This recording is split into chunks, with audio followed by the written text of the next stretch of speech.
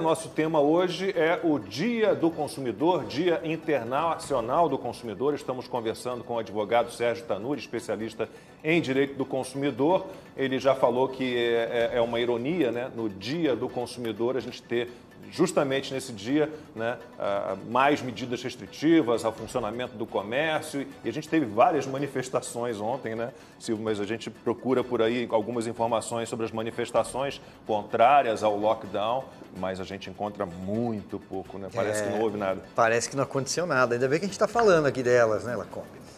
Pois é. O Constantino quer falar um pouquinho das manifestações de ontem. Não sei se você aí nos Estados Unidos, até aí chegou a você a informação de que houve? O Lacombe, só pelas redes sociais. E aí é o seguinte, né? O povo sai às ruas com a pauta que não é aquela que certos jornalistas desejam, eles fingem que não existe e aí eles ficam em casa. Aí sim, hashtag fica em casa, né? A imprensa dormia enquanto o povo acordava e gritava nas ruas contra as restrições dos lockdowns. Eu acho curioso, eu quero até mencionar o nome, porque eu acho importante, é alguém que tinha uma postura mais moderada, não era associado a uma militância esquerdista, como o filósofo Pondé. Há 4 dias atrás, o Luiz Felipe Pondé clamou pela ida do povo às ruas. Só que ele queria que fosse para pedir o impeachment do, abre aspas, assassino, que é o presidente da República, segundo ele. Aí o povo sai às ruas contra o governador de São Paulo, ou contra as restrições, ele foi lá e achou um absurdo o povo estar nas ruas. Ou seja, na verdade, o que essa turma não está gostando é da pauta que levou o povo à rua. Tem só um detalhe, porque além do estado de São Paulo, em Minas Gerais, na Bahia, né, em Salvador, onde houve uma enorme carreata, e sobretudo no Distrito Federal, em Brasília, o comparecimento foi muito significativo, foi muito simbólico. Se a gente pensar que estamos aí há 1 ano vivendo uma pandemia, tanta gente ir simultaneamente às ruas foi realmente uma grande novidade. Como bem disse o Constantino, já que a pauta não agrada a determinados setores da imprensa, ou majoritariamente o mainstream, a grande mídia, ela foi simplesmente ignorada. Mas aqui nesse programa a gente não ignora, não é mesmo, Lacombe? A gente não é aquele tipo que acha que democrata é quem pensa como a gente e totalitário ou autoritário é quem pensa de forma diferente. Então aqui a gente fala. Até porque cá entre nós, né, Lacombe, a turma tentou também passeatas recentemente, só que não conseguiu levar ninguém para as ruas. Foi o caso lá do MBL, não levou ninguém.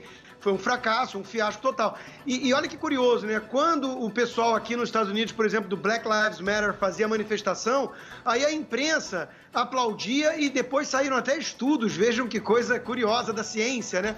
De que não tinha aumentado o contágio, ou seja, é um vírus ideológico. E quando foram ver a festa e a aglomeração democrata após a vitória do Joe Biden, teve até um jornalista no Brasil que se confundiu, coitado. E ele falou aglomera festa, né? Porque aí, nesse caso, não é aglomeração, a gente sabe que é um duplo padrão escancarado. Eu me lembro das manchetes. Black Lives Matter não provocou, nenhuma delas provocou aumento de contaminação. Comícios do Trump aumentou terrivelmente a contaminação pelo coronavírus. Bom, já que somos um programa democrático, então deixa eu me pronunciar. Eu não fiquei sabendo das manifestações de ontem, mas já que vocês estão me contando que elas aconteceram... Você está lendo os veículos errados. Eu estou brincando, gente, é uma ironia, ok? É uma ironia. Avisa que você está brincando, é uma ironia. Por favor. Não, vou avisar que eu estou brincando, é uma ironia, tá? Uma brincadeira. Mas, voltando às manifestações, o que me estarreceu, e eu acho que talvez tenha sido isso, que tenha assustado também o filósofo Luiz Felipe Pondé, é o motivo dessas manifestações, né? Porque a gente tem 2.000 pessoas morrendo por dia e você tem gente saindo às ruas para apoiar que não haja nenhuma restrição no comércio. Então, tudo bem, a gente pode fazer o contrário. O contrário é o quê? É deixar tudo aberto, deixar as pessoas circularem livremente e com as pessoas circulando livremente, aquelas que transportam o vírus e são vetor do vírus, a gente pode deixar o vírus circular livremente e esperar para ver o que vai acontecer com os hospitais, com o número de casos e o número de mortes, né? A gente pode ter aqui o primeiro experimento no Brasil, um laboratório a céu aberto, de como o vírus vai se comportar sem nenhuma restrição e também quantas variantes vão surgir. A gente pode fazer essa experiência, a maioria concordar. Eu não acho que a maioria queira isso. A gente está fazendo experiência faz um ano. Né? Não, a gente teve várias medidas de restrição que derrubaram as contaminações. As variantes surgem no ambiente que vai aumentar no ambiente de confinamento. Não, as variantes surgem. Qual é a base científica? Não, pelo contrário, o que os cientistas e os infectologistas dizem. Funciona. Os cientistas e os... Eu vou te... uma pergunta de cada vez, por favor. Os infectologistas, cientistas dizem que as variantes surgem justamente no ambiente de disseminação do vírus sem qualquer tipo de controle, que é o que acontece no Brasil caso não haja nenhuma medida de restrição. Eu acho muito pouco solidário e empático as famílias ou as vítimas, ou as famílias que perderam parentes recentemente e que estão sofrendo, os hospitais que têm fila por leito de UTI, você sair para protestar. Amanhã pode ser você, pode ser um parente seu também. E não é só para pobre que isso acontece, não. É para rico também, porque os hospitais particulares aqui em São Paulo, aqueles mais famosos, estão lotados. Agora, que o lockdown funciona, a gente pode olhar, por exemplo, aqui do lado mesmo, no estado de São Paulo, em Araraquara, e ver que desde que as medidas de restrição de distanciamento extremamente duras, muito mais duras, aliás, do que as que acontecem no estado de São Paulo e na maior parte do país foram implementadas, o número de casos recuou e o número de internações também. Então, é só ver o que está acontecendo aqui em Araraquara, aqui do lado. Podemos olhar para Portugal, também para o Reino Unido, há inúmeros exemplos. Mas a gente olha aquele velho mapeamento, né, de contaminações, você não vai encontrar o comércio que cumpre protocolo, o restaurante que cumpre protocolo, o bar que cumpre protocolo, entre, né, os ambientes em que mais se dão as contaminações. Você não vai encontrar, você vai encontrar no transporte público, por exemplo. E quanto a isso, pouco se fala, a gente não tem um combate em relação a isso. Quanto ao lockdown, a gente sempre fala dessa tabela, se você for olhar ali, mortes por milhão, todos os países que a gente tem. Se você tivesse lockdown como uma fórmula mágica para solucionar tudo, os países que fizeram os lockdowns mais pesados não estariam entre os que têm mais mortes por milhão. Bélgica, Portugal, que você citou, Alemanha, Inglaterra, Itália. Então, não há base científica. Mas o que acontece, a curva está se invertendo. Nos últimos 7 dias, a média móvel de mortes por milhão, por exemplo, o Brasil já passou os Estados Unidos. Nossa, a gente tem uma mosca chata aqui, com licença. Na média móvel de casos também, a mesma coisa. Dos últimos 7 dias, a média móvel de casos. Também o Brasil está em primeiro lugar. Então, a gente tem que olhar para onde essas curvas estão indo. E é verdade isso que você falou, no restaurante, nos bares, as pesquisas que foram feitas, acho que principalmente restaurantes, não são um grande lugar de contaminação. O problema é que é o seguinte, você chega a um nível de circulação de vírus e número de casos tão alto que você, infelizmente, tem que fechar e restringir tudo para diminuir, de fato, a circulação das pessoas. Porque a pessoa que vai ao restaurante, ela deixou o carro no manobrista, ela vai conversar com o amigo, ela vai conversar com o garçom. Então, em todo esse circuito que ela vai até lá, que ela volta para casa, ela passa em outro lugar. Então, tem aquela ideia de que a vida é normal e de que as pessoas podem circular normalmente. Mas aí você abandona quando as pessoas são atingidas por esses fechamentos. Isso é muito cruel. É verdade. Não, exatamente.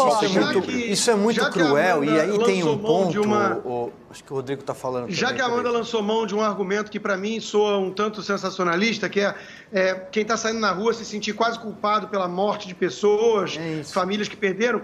Deixa eu perguntar se a Amanda está disposta a ir nas comunidades mais carentes explicar para o garçom que ele não tem o que comer enquanto que o nosso salário pinga no final do mês, né, porque ele não pode trabalhar.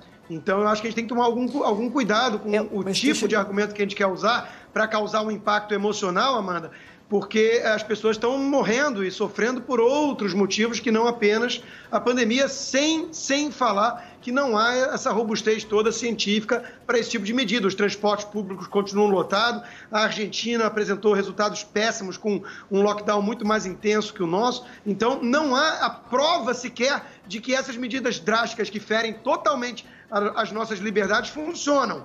Agora, não obstante, nós temos o outro lado da equação que é sempre ignorado por quem é servidor público ou quem faz home office ou quem está saindo para trabalhar, sabe-se lá por quê, se muitas vezes sequer é considerado essencial o trabalho. Silvio, rapidamente para a gente não, muito brevemente, só eu vou complementar, na verdade, a fala do Rodrigo, ela vai totalmente ao encontro do que eu ia dizer, é que quando a gente fala, por exemplo, no estado de São Paulo, Amanda, a gente está falando num estado de 44 milhões de pessoas, o maior da federação. São Paulo é um país, na verdade. Então, quando a gente fala assim, fiquem todo mundo em casa, vamos fase roxa, fecha tudo, toque de recolher. Pela primeira vez, o governador João Dória, escutei ele fazendo uma declaração hoje pela manhã, na entrega de vacinas do Instituto Butantan, ele admitiu a palavra toque de recolher, que ele mesmo negava há pouco tempo atrás. Então, assim, o que acontece é que eles vão mudando os apelidos, as cores das faixas, e, na verdade, o que eles estão fazendo é, sim, um lockdown no estado de São Paulo. E num estado com 44 milhões de pessoas, é muito complicado você pensar na pessoa que mora lá na periferia, num teto de zinco, dentro de um barraco, que precisa acordar para vender pano de prato para levar o almoço para casa, que tem 5, 6 filhos, que alguns sequer estão indo para a escola. Então, bem, é muito Silvia, difícil essa pensar mesma nessas pessoa pessoas. está esperando na fila do hospital consegue, também. Eu sei, Amanda, a gente tem muita solidariedade, mas então, para eu não me alongar aqui, o que o Rodrigo falou é verdade. As pessoas que estão indo para a rua estão se sentindo culpadas de estar indo para a rua, porque, olha, você é culpada pela morte de alguém. Não, ninguém é culpado por nada. As pessoas precisam viver. É claro que cada vida importa. Eu não estou aqui sendo contra a vacina ou sendo contra... Eu só acho que esses lockdowns, eles já se mostraram ineficazes e eles não levam em conta a diferença demográfica de São Paulo, do país, a diferença econômica das pessoas que não têm condições de comprar comida. Elas precisam trabalhar para comprar comida do dia. Quem tem que providenciar isso com programas de cobertura social e de apoio a essas famílias é o governo, em todos os seus níveis, o governo federal e também os governos estaduais e municipais. Por isso que a gente tem um auxílio emergencial e por isso que a gente tem que ter imediatamente outros programas de socorro econômico para salvar empregos, para dar crédito aos microempresários, micro e pequenos empresários, para atrasar o pagamento de impostos ou então até para perdoar o pagamento de alguns desses impostos e dessas contas. Eu concordo totalmente com você. Não adianta você fazer lockdown se do outro lado, você não dá, minimamente um amparo a essas famílias, riqueza um apoio céu, a essas Amanda. famílias. Riqueza não brota do solo, nem mas cai do o Estado céu. tem que agir, são medidas riqueza, Amanda. O Estado tem que agir, o governo federal permitiu, por exemplo, eu tenho uma empresa que é simples, permitiu que a gente pagasse com 6 meses de atraso os impostos. Isso não foi feito em municípios, não foi feito nos estados. O governo federal diminuiu o PIS/COFINS dos combustíveis. 18 estados do Brasil aumentaram o ICMS dos combustíveis. Então, é uma situação muito complicada.